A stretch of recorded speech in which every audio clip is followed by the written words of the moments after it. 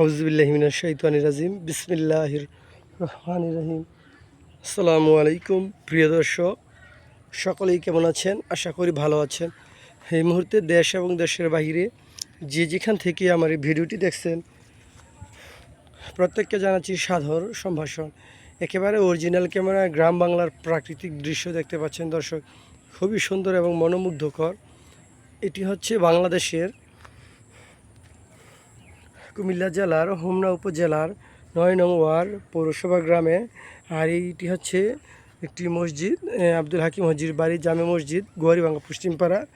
সকলের উদ্যোগে এই মসজিদটি তৈরি করেছে এবং একটি ধর্মীয় প্রতিষ্ঠান। আর এই হচ্ছে গোয়ারিভাঙ্গা পশ্চিমপাড়া। এটিও আমার জ্যাঠাই লাগে, আব্দুল হাকিম হাজি জ্যাঠা।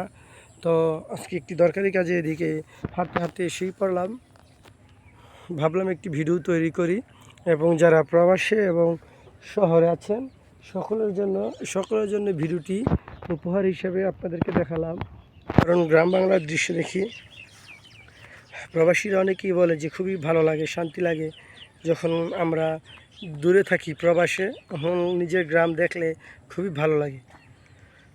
তারা এইভাবে বলাতে তাদের প্রশংসা এবং তাদের আত্মার শান্তি এবং মনের প্রশান্তির জন্যই এই ভিডিওটি তৈরি করা। তো সকলেই ভিডিওটি বেশি বেশি শেয়ার করবেন এবং লাইক শেয়ার করবেন, ভালো ভালো কমেন্টস করবেন। কারণ ফেসবুকেও কিছু কুকুর আছে যা বাস্তবে মানুষের সাথে কামড়াকামড়ি করে, কিছু মানুষ আছে ফেসবুকেও কামড়াকামড়ি করে। এসব কুকুরের বাচ্চা থেকে সাবধান এবং সকলেই ভালো থাকবেন, পাশে থাকবেন, ভিডিওটি শেয়ার করবেন। এবং এই গ্রাম বাংলার দৃশ্য যারা দেখতে চান তারা অবশ্যই আমার সাথে যোগাযোগ করে আসতে পারেন বা চাইলে নিজে নিজে আসতে পারেন।